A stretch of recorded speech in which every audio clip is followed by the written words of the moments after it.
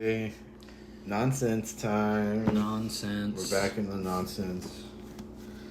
We got the Edward Lear, the complete verse, and other nonsense. There's some good ones in here. I went through and looked for kind of the long ones. So he's from the 1800s, and he's the king of nonsense or something. He's a nonsense writer. But he was crowned the founder. Or there's some kind of he's the big nonsense man. But this one's called The Owl and the Pussycat. I think that's that's on the back of the book. It says that's a famous one. So this one's called The Owl and the Pussycat. The owl and the pussycat went to sea in a beautiful pea-green boat. They took some honey and plenty of money wrapped up in a 5-pound note. The owl looked up to the stars above and sang to a small guitar. "Oh, lovely pussy, oh pussy, my love, what a beautiful pussy you are, you are, you are. What a beautiful pussy you are." Pussy said to the owl, "You elegant fowl, how charmingly sweet you sing. Oh, let us be married, too long we have tarried. But what shall we do for a ring?" They sailed away for a year and a day to the land where the bong tree grows. And there in a wood a piggy wig stood, with a ring at the end of his nose. His nose, with a ring at the end of his nose. "Dear pig, are you willing to sell for 1 shilling your ring?" Said the piggy, "I will." So they took it away and were married next day by the turkey who lives on the hill. They dined on mince and slices of quince, which they ate with a runcible spoon, and hand in hand on the edge of the sand, they danced by the light of the moon, the moon, the moon. They danced by the light of the moon. Sort of an animal nursery rhyme. Yeah, Vibe just a classic. so far. The Owl and the Pussycat. Owl and the Pussycat. Yeah. And they're getting married and... They got married. That's it. That's nice. That was nice. But yeah, they got the runcible spoon. Did you ever read these to your kids? I guess so. Why not? Why not? Do you want to do the Scroobius Pip? Yeah, I'll do the Scroobius Pip. Pip. Oh, the Scroobius Pip. The Scroobius Pip went out one day, when the grass was green and the sky was grey. Then all the beasts in the world came round, when the Scroobius Pip sate down on the ground. Dang, he sate? S-A-T-E, Yeah, sate. yeah. The cats... Sate down. The cats and the dogs and the kangaroo, the sheep and the cow and the guinea pig too. The wolf, he howled, the horse, he neighed. The little pig squeaked. And the donkey brayed. And when the lion began to roar, there was never heard such a noise before. And every beast he stood on the tip of his toes to look at the Scroobius Pip. This is the fucking Dr. Seuss just rips this guy off. Pretty much. This is the Lorax or some shit, right? Yeah, I don't know what the messages are in these. I feel like that's what's cool. That's what's awesome about it. There isn't one. He's just chill. At last they said to the fox, "By far, you're the wisest beast." Well, I mean, that's what Dr. Seuss likes. Right, yeah. Well, he's like, He's kind of trying no to be... Jews in the neighborhood. That's what Dr. Seuss's ones are. Dude, that's true. So I'm on your side. At least they said to the fox, "By far, you're the wisest beast. You know you are. Yeah. Go close to the Scroobius Pip and say, 'Tell us all about yourself, we pray. Right. For as yet we can't make out in the least if you're a fish, insect, bird, or beast.'" They, them. The Scroobius Pip looked vaguely round and sang these words with a rumbling sound. "Chippity flip, flippity chip. My only name is the Scroobius Pip." The Scroobius Pip from the top of a tree saw the distant Jelly Bolee, and all the birds in the world came there, flying in the crowds all through the air. The vulture and eagle, the cock and the hen, the ostrich, the turkey, and snipe and wren. The parrot chattered, the blackbird sung, and the owl looked wise but held his tongue. And when the peacock began to scream, the hullabaloo was quite extreme, and every bird he fluttered the tip of his wing as he stared at the Scroobius Pip. You've heard this before. At last they said to the owl, "By far you're the wisest bird, you know you are. He's holding his tongue, though. Fly close to the Scroobius Pip and say, 'Explain all about yourself, we pray, for as yet we have neither seen nor heard if you're fish or insect, beast or bird.'" Right. The Scroobius y'all Pip... just chill? Why do you have to categorize the need Scroobius to know Pip? what the Scroobius Pip is. Just let the Scroobius Pip be, okay? He doesn't have to fit in your boxes. The Scroobius Pip looked grayly round, and sang these words with a chirpy sound. "Flippity chip, chippity flip, my only name is Scroobius Pip." Woo! I get it. I get it too, yeah. He's the Scroobius Pip. Pronouns flippity chip, chippity flip. Chippity, flippity chip / Chippity chippity flip. flip. The Scroobius Pip went into the sea by the beautiful shore of the Jelly Bolee. All the fish in the world swam round with a splashy, squashy, spluttery sound. The sprat, the herring, the turbot too, the shark, the sole, and the mackerel blue. The blank... Oh, there's parts that are just cut out. The blank spluttered, the porpoise puffed, blank, flounder, blank. When the whale began to spout, blank. I think these just... Should we look at... we have notes on the pages. Look, there's like... Yeah, I know. I see. Yeah. So we're on page 388. Okay. Notes on pages 388. Is there a guy whose job it is to kind of... Okay, here we go. That would fit in. Title, Scroobius Pip. See note one of... There was an old person of... Okay. Chippity flip. Chippity flip and flippity chip. My only name is Scroobius Pip. Right. Oh, so these are ones... So... Yeah. So this is line 50. Okay. Snoop Dogg, Snoop Lion. Okay, so these... Okay, so I think it's stuff... The ones where there's blanks, he didn't finish writing it. Oh, he just kind of... He's like, I'll think of... Or he wrote something and then crossed it out. Yeah. Because it'll be like... Yeah.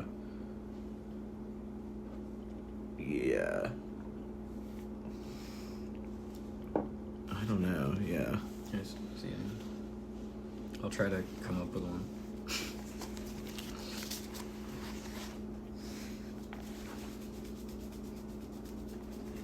Oh yeah, they have notes on the Quangle Wangle's hat. But it's all just about... It doesn't tell us about the blanks, really. Yeah, which is fine. I bet at another place they explain why there's blanks. I still want to hear this story. Where'd it go? It's not that one. I think things are about to change. This isn't the right one. This is it. Oh, why were there two? The shark that sold the mackerel blue. The blank spluttered and the porpoise puffed. Blah, blah, blah. I'll skip past it. And every fish he shook the tip of his tail as he gazed on the Scroobius Pip. At last they said to the whale, "By far you're the biggest fish." So the whale was one of them. Just didn't really say it. "By far you're the biggest fish, you know you are. Swim close to the Scroobius Pip and say, 'Tell us all about yourself, we pray, for to know from yourself.'" He has is to our answer the only whale, yeah, wish. because he's the biggest fish. "Are you beast or insect, bird or fish?" And this is where things change a little. The Scroobius Pip looked softly round and sang these words with a liquid sound. Pliffity flip. Pliffity... No. Oh, he's underwater. Pliffati flip. Pliffati flip. Flippity. No, they have pliffity later. It's Plifatty. Because it says pliffati flip, pliffity flip. My only name is Scroobius Pip. There you go. The Scroobius Pip sate under a tree by the silent shores of the Jelly Bolee. All the insects in all the world about the Scroobius Pip fluttered and twirled. Beetles and blank with purple eyes, gnats and buzztillennial flies, grasshoppers, butterflies, spiders too, wasps and bees and dragonfly blue. And when the gnats began to hum, blank bounced like a dismal drum, and every insect curled the tip of his snout and looked at the Scroobius Pip.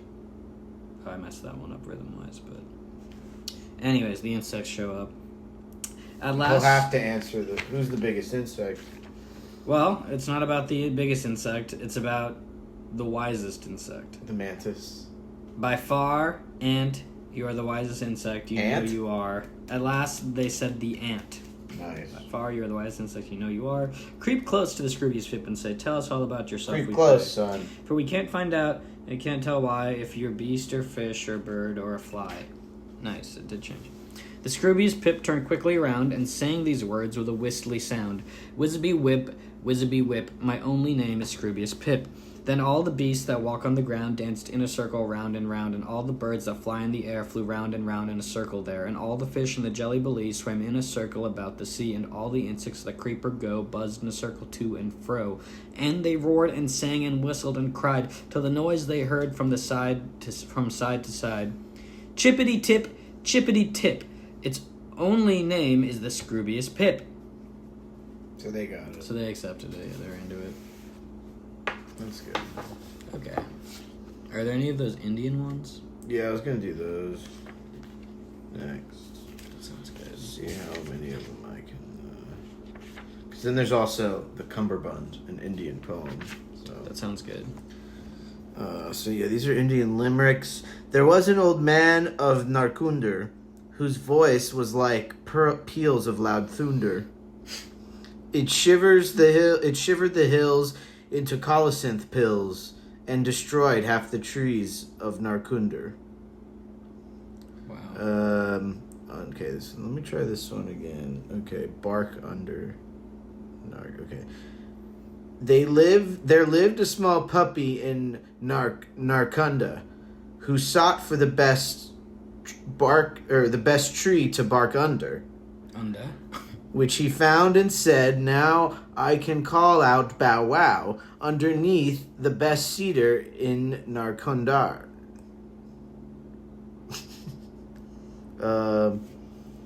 There was a small child of Narkunda who said, don't you hear that is thunder? But they said, it's the bonzes a-making responses in a temple 8 miles from Narkunda. Whoa. These are hard to do. The Narkanda stuff is...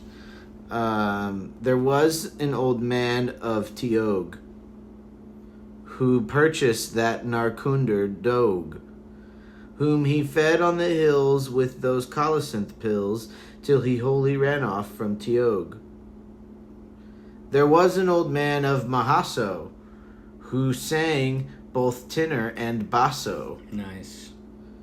So I guess it's Maheso and Basso, but his voice was that high it went into the sky and came down again quite Maheso.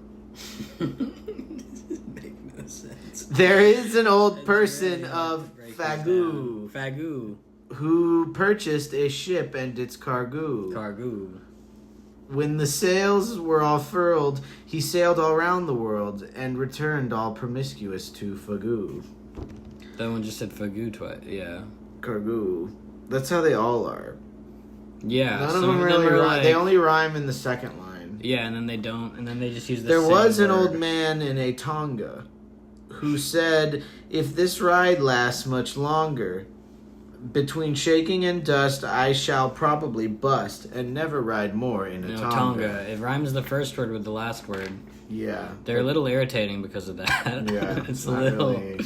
little frustrating to Try hear. try the cummerbund. Okay. I'm into the cummerbund thing. Is there a short one there? Nah, it seems. I don't think we'd get it. Yeah. Okay, yeah. The Cummerbund, an Indian poem. She sate upon her dobi to watch the evening star, and all the punkas as they passed cried, my, how fair you are. Around her bower with quivering leaves the tall kamsamas grew, and kitmogars in wild festoons hung down from tea chokis blue. Really would have I'm to slow picturing it. down to really... I'm picturing it. You got it? Okay. Yeah, easy. Good. They're in India or some shit. Yep. Below her home the river rolled with soft melodious sound, where golden-finned chuprasis swam in myriads circling round. See, there's myriads.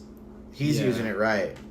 Yeah. What was the weird way I pronounced it earlier? Myriads? That's not what I was talking about. Or I know. commenting on. But It was in myriads circling around, he's using myriads. The way they were saying it was singular or a myriad. The article. In a myriad swimming Above, around. on tallest trees remote, green ayahs perched alone, and all night long the muzak moaned its melancholy tone. Musak. It's music. And where the purple nullahs threw their branches far and wide, the silvery goriwallas flew in silence side by side. The little beastie's twittering cry rose on the flagrant air, and off the angrin Jampan howled deep in his hateful lair. She sat upon her dobie, she heard the nimmock hum, and all at once a cry arose, the cummerbund is come. In vain she fled with open jaws, the angry monster followed, and so before assistance came, the lady fair was swallowed. Whoa. They sought in vain for every a bone respectfully to bury. They said hers was a dreadful fate, and Echo answered very. They nailed her dobie to the wall, where last her form was seen, and underneath they wrote these words in yellow, blue, and green. Beware, ye fair beware, nor sit out late at night. Shit. Lest horrid cummerbunds should come and swallow you outright. Whoa. Don't be sitting out at late at night, ladies. Cummerbuns. The cummerbund's gonna get you. That one was good. Yeah, that one was cool. It was a lot of words that I was like, oh, I really gotta add in, like, Indian sounding, like, vowel pronunciations. Jump on, and, like... Adobe. Yeah, there's words that are just, like... Kamsama. Nullas. I really thought about nullas. Nulla. Because that sounds like mullah, which is a mullah. The teacher. Yeah. Dang. That was good. I love the Indian that stuff. One seemed good. I feel like that one was a good lead-in to the Knights. Back on the Knights. Back in the Knights. Back in the night. But it's night 11.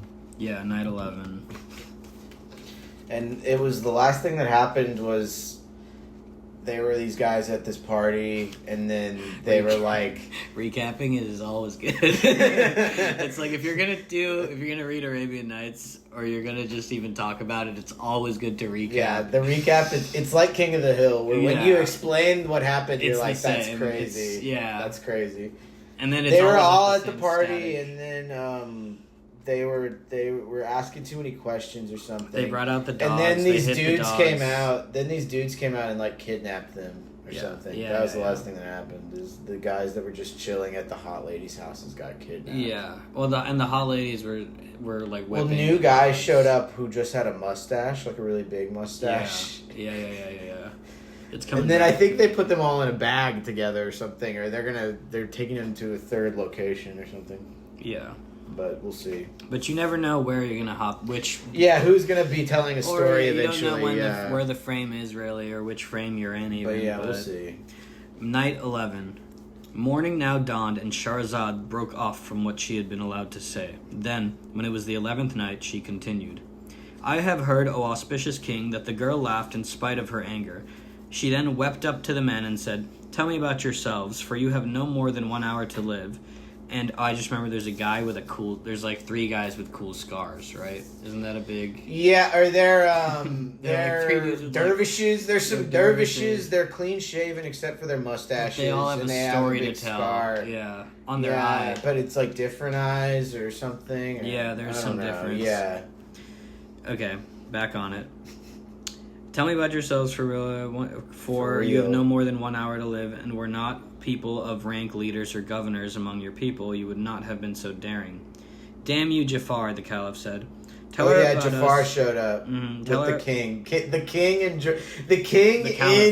Caliph in disguise showed up with Jafar. Yes. The Caliph in disguise, he snuck off. So classic. The crew is the Caliph, the Turks, or the dervishes, and then Jafar, and I think there's a couple there's a regular guy. Yeah, and a regular guy. There's the regular. There's the porter. Got it. That's the whole crew. The porter, the king in disguise. There may or may not be one other guy they threw in. I don't remember. No.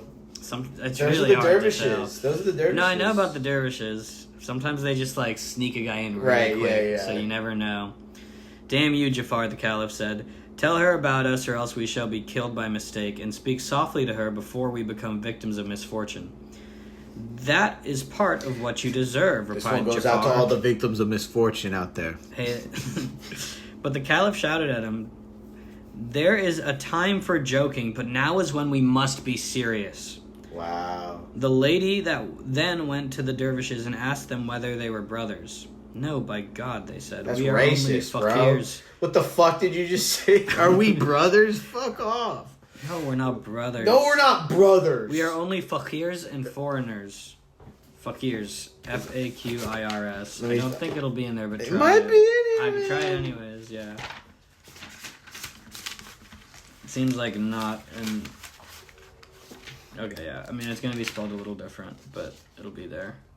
It'll be with a K instead of a Q, but it's a Q in the book. Okay, let me try that. Let me look. Okay, I'm at the I.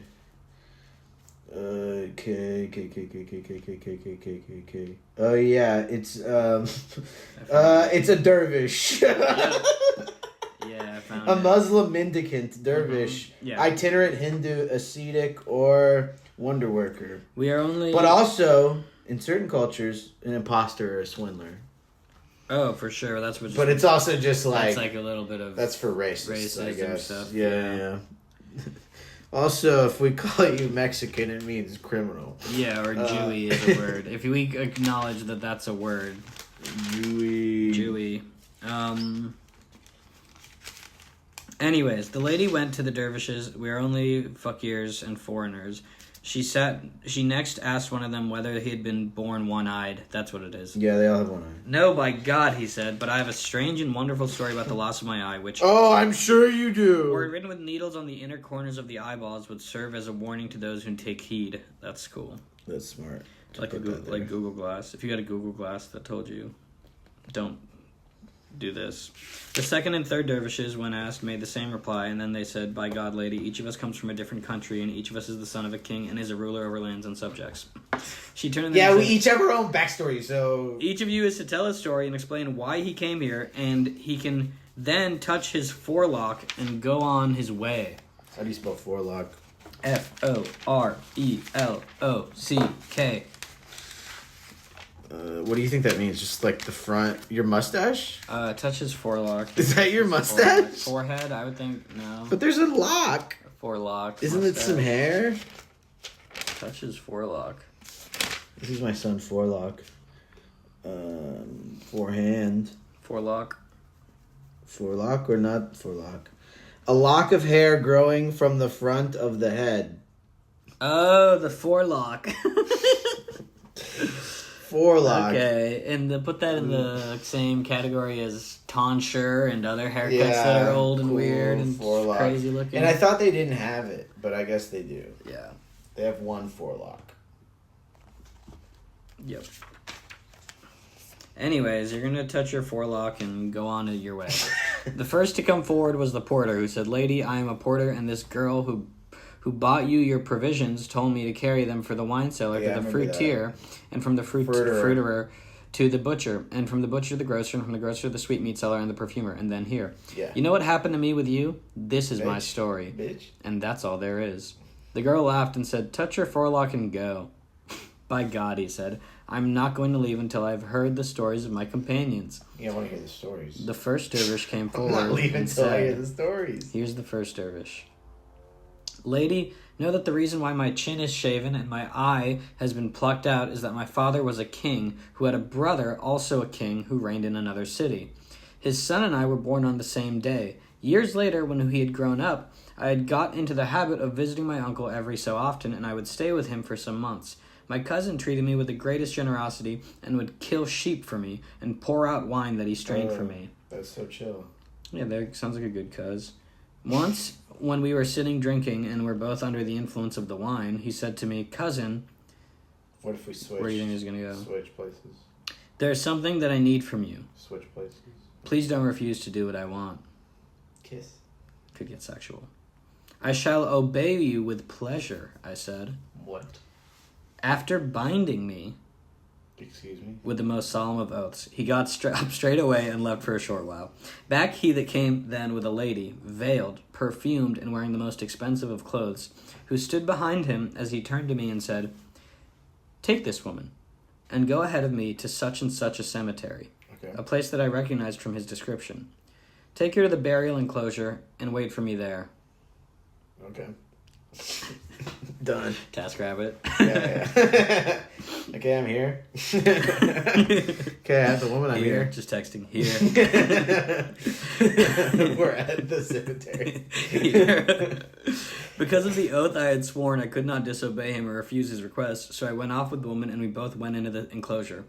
When we were sitting there, my cousin arrived with a bowl of water, a bag containing plaster, and a carpenter's axe.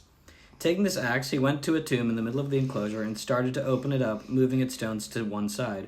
Then he used the axe to prod about in the soil of the tomb until he uncovered an iron cover. An iron cover the size of a small door. He raised this, revealing beneath it a vaulted staircase.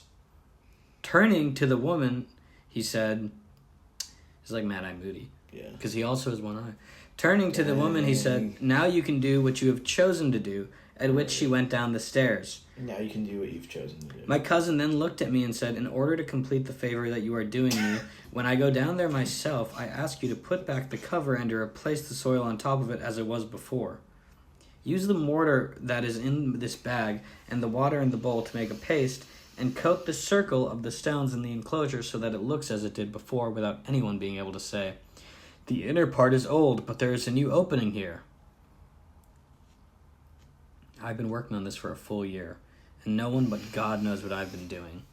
This is what I need from you. He then took his leave of me, wishing me well, and went down the stairs. So he's like becoming a vampire or something? When he was out of sight, I got up and replaced the cover and followed his instructions so that the place looked just as it had before. I then went back like a drunken man in the palace of my uncle, who was away hunting. Okay. In the morning, after a night's sleep, I thought of what had happened to my cousin the evening before, and when repentance was of no use, I repented of what I had done and of how I had obeyed him. Thinking about it might have been a dream, I started to ask after my cousin, but nobody could tell me where he was. I went out to the cemetery looking for the enclosure, but I could not find it. What do you mean? I kept on going round, enclosure after enclosure, grave after grave until nightfall, but I still failed in my search. I returned to the palace, but I could neither eat nor drink, for my thoughts were taken up with my cousin, as I did not know how he was, and I was intensely distressed. And I have a huge crush on him. And I just locked him downstairs with that lady in a veil. Yeah. I locked them in a room, and then I put a bunch of dirt on top of the door. I passed a trouble, and I also used And I forgot where it was. And I also laid a bit of beautiful stone using a mortar and paste. Yeah, I did some bricklaying and stuff. Yeah. I'm always doing casual bricklaying. Sort of, yeah. As a visiting foreign dignitary. That is a really cool TaskRabbit, is to have a guy. You follow a guy into a cemetery, he says he's been working there on it a year, he walks down a staircase and says, "Just close this up." And then you just go home and you check you got like $30 in your Venmo. So he can't think, he's stressed. I passed a troubled night until morning came, and when I came for a second time to the cemetery, thinking over what my cousin had done and regretting that I'd listened to him, I went around all the enclosures, but to my regret, I still could not find the right one or recognize the grave. For 7 days, I went on with my fruitless quest, and my misgivings increased until I was almost driven mad. The only relief I could find was to leave and go back to my father, but as soon as I reached the gate of his city, I was attacked by a group of men who tied me up. Whoa. Kinky. I was astonished. Seeing that I was the son of the city's ruler. I'm the son of the mayor? And they were my father's servants. What? And in my alarm, I said to myself, what can have happened to my father? I asked, what happened to my father? His name was Bashar al-Assad. I asked my captors why they were doing this. At first, they did not answer. But after a time, one of them, who had been a servant of mine, said, "Your father has fallen victim to the treachery of time. The army conspired against him, and he was killed by the vizier." He'll do that. Yeah, that did happen. The viziers love doing that. Who has taken his place. Of course. It was on his Vladimir orders Putin. that we were watching out for you. I was stunned by what I heard about Seeing my on your father. resume here, it says you were a vizier for 10 years. Yeah, that was just a brief thing. It was kind of it was a long con. I was stunned by what I heard about my father and fearful because... If you call those numbers at one, Muammar Gaddafi will not answer. He will not pick up, actually. My old previous employer will not pick up. Muammar Gaddafi's vizier. I was the vizier for 15 years, and then... Yeah, he was not going to pick up right now. I had been passionately fond of shooting with a pellet bow, and a quarrel arose from this. Oh, wait. I was stunned by what I had heard about my father and fearful because I had a long-standing quarrel with the vizier, before whom my captors now brought me. Yeah, dude. Of course you're fighting with his son, the rightful heir. I had been passionately fond of shooting with a pellet bow, and a quarrel arose from this. One day, when I was standing on the roof of my palace, a bird settled on the roof of the palace That's of the a vizier. slingshot or something? Yeah. And there's a bird on the roof of the palace where the vizier is.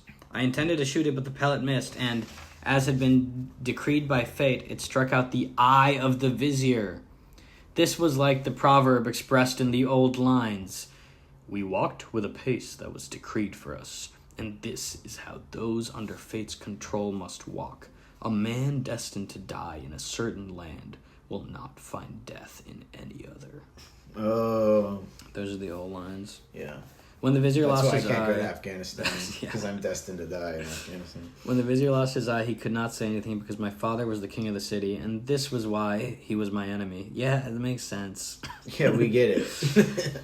When I now stood before him with my hands tied, he ordered my head be cut off. For what crime do you kill me? I asked. What crime is greater than this? Yeah, what'd I do, huh? Oh. What crime is greater than this? He replied, pointing at his missing eye. Whoa. I did that by accident. I protested. If you did it by accident, he replied, I am doing this deliberately. And then he said, bring him forward. The guards brought me up in front of him, and sticking his finger into my right eye, the vizier plucked it out, leaving me from that time on one-eyed, as you can see. Then he had me tied up and put in a box. Let me pluck your eye out real quick. He told the executioner, take charge of him, draw your swords, and when you have brought him outside the city, kill him, and let the birds and beasts eat him. The executioner took me out the city in the middle of the desert, and then he removed me from the box, bound as I was, hand and foot. He was about to bandage my eyes before going on to kill me. I don't know why he would do that. His honor. But I wept so bitterly I moved him to tears. Nice. You gotta be able to weep bitterly to save your life. Then looking at him, I recited, What did you recite? I thought of you as a strong coat of mail, to guard me from the arrows of my foes. Frost mail. But you are now the arrowhead. Shit. I pinned my hopes on you in all calamities. When my right hand could no longer aid my left, leave aside what censurers say, and let my enemies shoot their darts at me. If you do not protect me from my foes, at least your silence neither hurts me nor helps me. There are also other lines. I thought my brother... It says that. That's what it says. There are also other lines. I thought my brothers were a coat of mail. They were, but this was for the enemy. I thought of them as deadly shafts. Yeah, you guys are armor for the enemy. Yeah. I thought you were a deadly shaft, and you were. For me. But your points pierced my heart. But you shot me with the gun. The executioner had been in my father's service and had done him favors. So, when he heard these lines, he said, Master, what can I do? I am a slave under command. But then he added, keep your life, but don't come back to this land, or else you will be killed, and you will destroy me together with yourself. As one of the poets has said, if you should meet injustice, save your life, and let the house lament its builder. You can replace the country that you leave, but there's no replacement for your life. I wonder at those who lived humiliated when God's earth is so wide. This is kind of about, like, going to one of those countries that doesn't extradite to the U.S. after doing a bunch of tax fraud stuff. Yeah. Send out no messenger on any grave affair, for only you yourself will give you good advice. The necks of lions would not be so thick were others present to look after them. Well, it's also so where's kind he of sending like, him? Just somewhere? Just like get out of here. Don't come back to this land. But it's also kind of like what witness protection is. You gotta leave. He's being banished. Yeah. I kissed his hand, scarcely believing that I had escaped death, in comparison with which I found the loss of my eye insignificant. So I traveled to my uncle's city, and after presenting myself to him, I told him what had happened to my father, as well as how I had come to lose my eye. He burst into tears and said, "You've added to my cares and my sorrows, for your cousin disappeared days ago, and I don't know what happened to him, and no one seems to be bringing I know him what news." happened to him. He continued to weep until he fainted, and I was bitterly sorry for him. He then wanted to apply some medications to my eye, but when he saw that it was like an empty walnut shell, he said, "Better to lose your eye, my boy, than to lose your life." Like an empty walnut shell. At that, I could no longer stay silent about the affair of my cousin, his son, and so I told him all that had happened. When he heard my news, he was so delighted and told me to come and show him the enclosure. "By God, Uncle," I said. That's the thing, though. I know. That's the thing. That's the guy he buried. "I don't know where it is. I went back a number of times after that and searched. I was too fucking high. But I couldn't find the place. Then, however, he and I went to the cemetery, and after looking right to left, to our great joy, recognized the place. The two of us went into the enclosure, and after removing the earth, and we lifted the cover. We climbed down 50 steps, and when we had reached the bottom, we were met by blinding smoke. "There is no might and no power except with God, the exalted and the omnipotent," exclaimed my uncle. Words that can never put to shame anyone who speaks them. True. What is it? He just says, "There's no might and no power except with God, the exalted, the omnipotent." And Nice. then those are words that can never put to shame I anyone can who never speaks put them. anybody, yeah. No matter who says that can't put you to shame. That's on Your God. Honor. We walked on and found ourselves in a hall filled with flour, grain, eatables, and so on. Eatables! And there in the middle of it, we saw a curtain hanging down over a couch. Your Honor, do you have any eatables? My uncle looked and found his son and the woman who had gone down with him What? locked in an embrace, No, sir. but they had become black charcoal, Whoa. as though they had been thrown into a pit of fire. Whoa. On seeing this, my uncle spat in his son's face and said, "You deserve this, you pig. This is your punishment in this world, but there remains the punishment of the next world, which will be harsher and stronger." Whoa. Bit of tough love. For his burnt up son? Yeah, I don't understand Why why does he even deserved need to that. be talked to or mean? Why is he being mean to his I don't know. non-living charcoal His son? charcoal son. I don't know. Maybe he's kind of crying when he does it. You deserve this, you pig. Like that. He's like sad. Yeah. That was night 11. Wow. A lot of big stuff happening. Wow. A lot of big stuff. Okay, I'll go night 12. There's a mathematician. Shit. Okay. Morning now dawned, and Shahrazad broke off from what she had been allowed to say. Then, when it was the 12th night, she continued. "I have heard, O auspicious king, that the dervish said to the lady of the house, to Jafar and the caliph, and the rest of the company that were listening, my uncle struck his son with his shoe as he lay there, burned black as charcoal." He went on. That's like Bush. He got struck by the shoe. Yeah. That's huge shoe. in Arab culture, The shoe's big. if you get struck by a shoe. This astonished me, and I was filled with grief for my cousin and at the fate that had overtaken him and the girl. "By God, uncle," I said, "remove rancor from your heart. My heart and mind are filled with concern. I am saddened by what has happened to my cousin, and by the fact that he and this girl have been left like charcoal. Is their fate not enough for you that you strike your son with your shoe?" He said, "Nephew, from his earliest days, this son of mine was passionately in love with his sister. Oh. I used to keep him away from her, and I would tell myself, they are only children. But when they grew up, they committed a foul sin." Oh, that's who the lady in the veil is. I heard of this, and although I did not believe it, I seized him and approached him bitterly, saying, "Beware of doing what no one has done before you or will do after you, and which will remain as a source of disgrace and disparagement among the kings until the end of time. As the news is carried by the caravans, take care not to act like this, or else I shall be angry with you and kill you." Wow. I kept him away from her and kept her from him. But the damned girl was deeply in love with him, and Satan got the upper hand and made their actions seem good to them. When my son saw that I was keeping him from his sister, he constructed this underground chamber, set it in order, and provisioned it, as you see. Then, taking me unawares when I had gone out hunting, he came here, but the righteous God was jealous of them and consumed them both with fire. Of course. While their punishment in the next world will be harsher and stronger.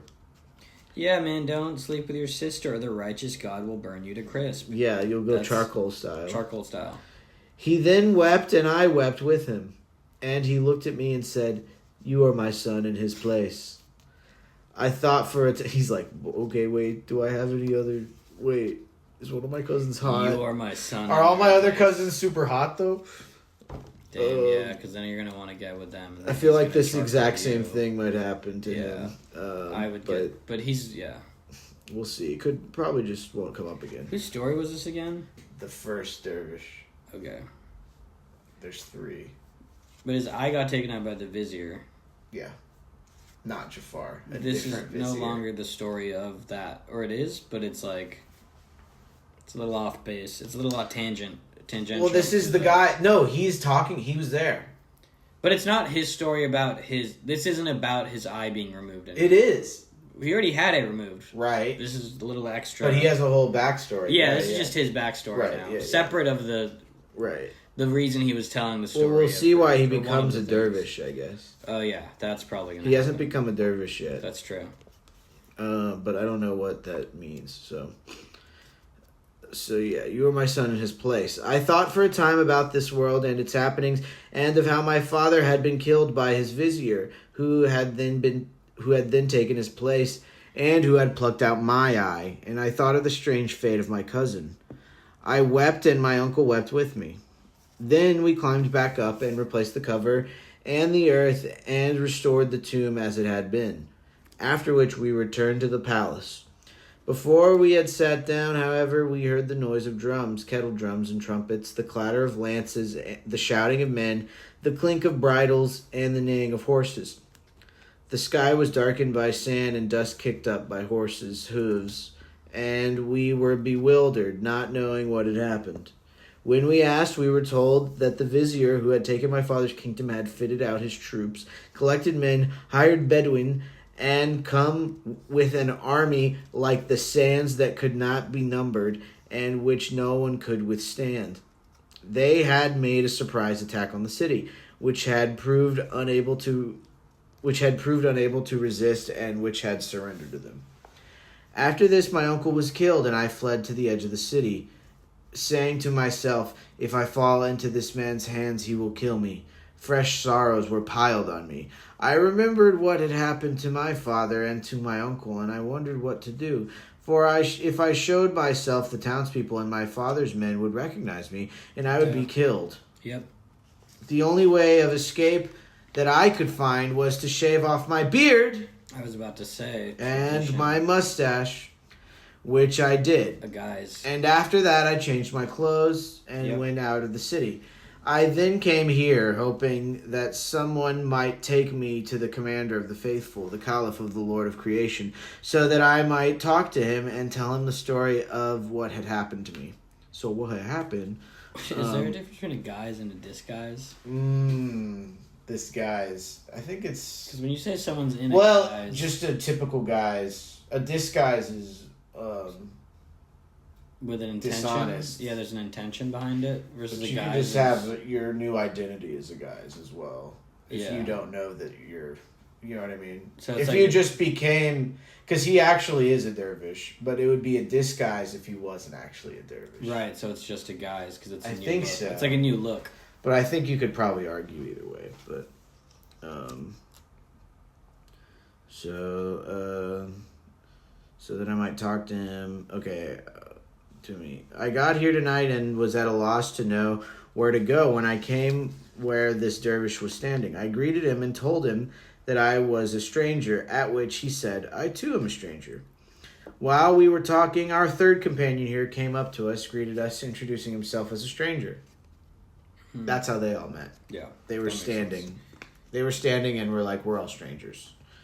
Great way to meet. Of course. A lot of people. To which we made the same reply. We then walked on as darkness fell and fate led us to you. Yep. This is the story of why my beard and mustache had been shaved and how I lost my eye. That was the first dervish. The lady said, touch your forelock and go. Not before I hear someone else's tale, the man replied. Yeah. That sounds like that makes sense. Okay. So dervish touch your number forelock and go. The others wondered at his story, and the Caliph said to Jafar, by God, I have never seen or heard the like of what has happened to this dervish. The second dervish then came forward and kissed the ground. He said, Lady, I was not born one-eyed, and my story is a marvelous one, which, were it written with needles on the inner corners of the eyes of men, would serve as a warning to those who take heed. So creepy incest was the first one. Yeah.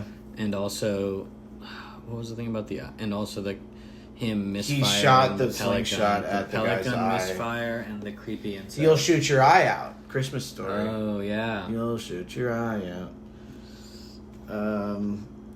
Yeah, any guess on what the second Do you think one there's a was? vizier in the mix or what? I think someoe's gonna do some sort of sexual violence. I think a bird is going to be involved. That sounds good. Too.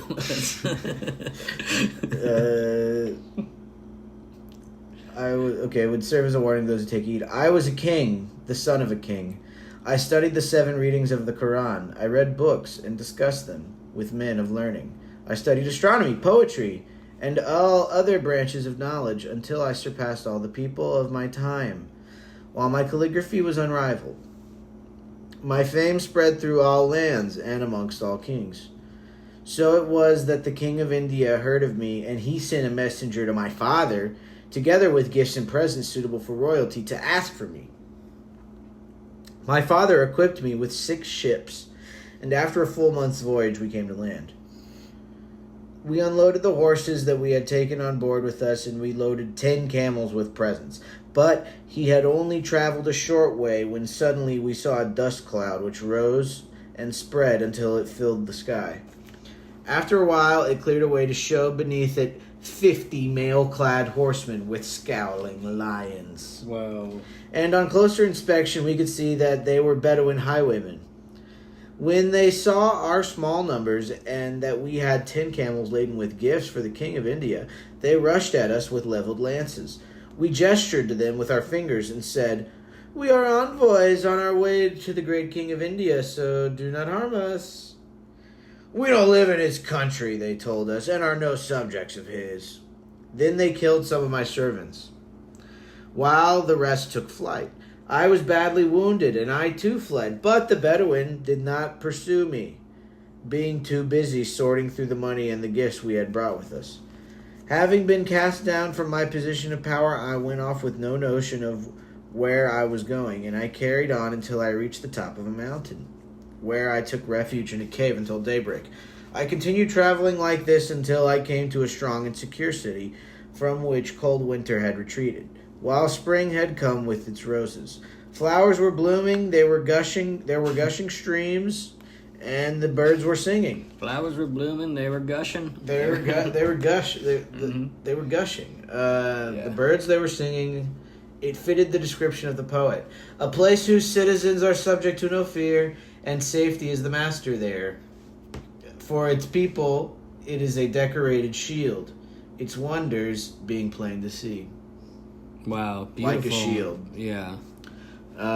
As I was tired out with walking and pale with care, Of course. I was set to get there. Which, with my changed circumstances, I had no idea where to go. Passing by a tailor in his shop, I greeted him. It's like, I thought he was in the country. I spy a tailor. Yeah, he found a tailor shop. Yeah. I greeted him, and he returned my greeting and welcomed me with cheerful friendliness.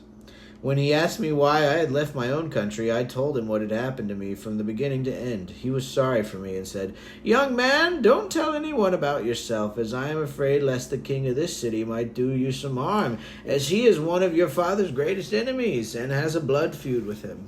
So this is the kid. This is a different Nepo baby. They're all Nepo babies. I know, but yeah. this is the different one who... This is number 2. And he left the town. What did the king say to him again? He was just really cool, and the king of India wanted to see him. Oh. And so he went to go see the King of India, and these guys, the Bedouins, attacked him. Okay. And now he's wanted. A little. Well, now he's in his dad's enemy's city. Right, Just right, down right, on his right, luck. right, Down on his luck. After he got kidnapped by the Bedouins. The Bedouins fucked him up, yeah. Or they didn't really care. They were counting the treasure. Okay. Yeah. So he kind of just got to walk away. So, yeah, don't tell anybody. He then produced food and drink, and he and I ate together.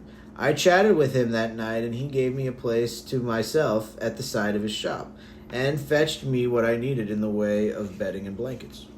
I stayed there with him for 3 days, and he then asked, "Do you know any craft by which you could make a living?" I told him, "I am a lawyer, a scientist, a scribe, a mathematician, and a calligrapher." Yeah, the calligraphy is important. "There is no market for that kind of thing here," he replied. You guys don't have any of those? I do so much. You guys don't have open mics? I have 6 talents. No one in this city has any knowledge of science or of writing, and their only concern is making money. Oh. "By God," I said, "I know nothing apart from what I have told you," he said. We were born in... "Tighten your belt, take an axe and a rope, and bring in firewood from the countryside. This will give you a livelihood until God brings you relief. But don't let people know who you are, or else you will be killed." He then brought me an axe and a rope and handed me over to some woodcutters, telling them to look after me. I went out with them and collected wood for a whole day, after which I carried back a load on my head and sold it for half a dinar. Yeah. With part of this, I bought food, and the rest I saved. It's a good price. Dang. Yeah, I was like, fuck. I thought it wasn't even summer. Seems like it's a It's not even winter. Why would they want firewood? Why do they need that much fire? It doesn't even... Winter is not touching. You do bonfires in the summer. You could do stuff. Yeah, I guess for I don't cooking. know, For cooking, yeah. yeah. I went on like this for a year, and then when the year was up, I came out to the countryside one day as usual, and as I was wandering there, alone, I found a tree-filled hollow where there was wood aplenty. Going down into the hollow, I came across a thick tree stump and dug round it, removing the soil. My axe then happened to strike against a copper ring. On clearing away the earth, I discovered a wooden trapdoor, which I opened. Below it appeared a flight of steps, and when I reached the bottom of these, I saw a door, on entering which I saw a most beautiful palace set with pillars. Ooh. In it, I found a girl like a splendid pearl, one to banish from my heart all trace of care, sorrow, and distress. While her words would dispel worries and would leave a man, however intelligent and sensible, robbed of his senses, she was of medium height with round breasts and soft cheeks. She was radiant and beautifully formed, with a face shining in the black night Wow. of her hair, while the gleam of her mouth was reflected on her breast. She was, as the poet said, dark hair and slim-waisted. Her buttocks were like sand dunes, and her figure like that of a band tree. 10 bands, 50 bands, 100 bands. There's another verse. There are 4 things never before united, except to pierce my heart and shed my blood. A radiant forehead, hair like night, a rosy cheek, and a slim form.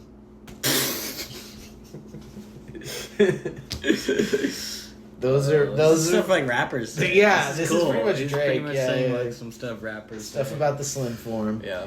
Slim thick. They like slim thick. You're just too beautiful, girl. When I looked at her, I praised the Creator for the beauty and loveliness that He had produced in her. She looked at me in turn and asked, "What are you, a human or one of the jinn?" "A human," I told her, and she asked, "Who brought you to this place where I have been for 25 years without ever seeing a fellow human?" I found her speech so sweet that it filled my heart, and I said, "It was my lucky stars that brought me here, my lady, to drive away my cares and sorrows." Then I told her from the beginning to end what had happened to me, and she found my plight hard to bear and wept.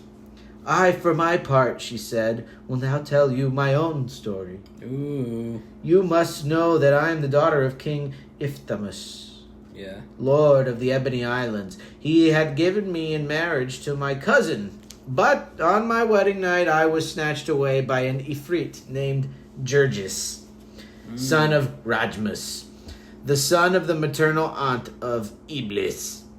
He flew off with me and brought me down into this place, where he fetched every drink and everything else. Oh, everything that was needed: clothes, ornaments, fabrics, furniture, food, drink, and everything else. He comes once every 10 days, sleeps here for the night, and then goes away on his own, as he took me without permission of his own people. He has promised me that if I need anything, night or day, and if I touch with my hand these 2 lines inscribed on the inside of this dome, before I take my hand away, he shall appear before me. Wow. Today is the 4th day since he was here, so there are 6 days left until he comes again.